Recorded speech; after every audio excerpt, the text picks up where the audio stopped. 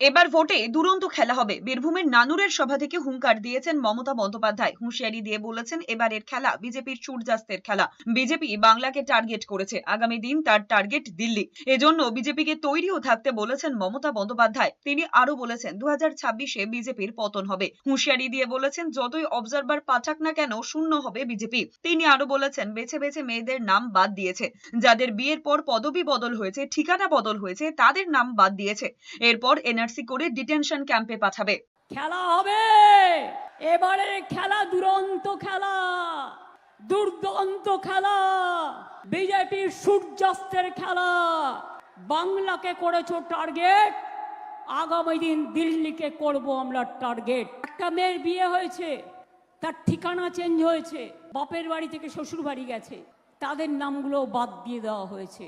আজকে তারা ভুক্তভোগী হবে।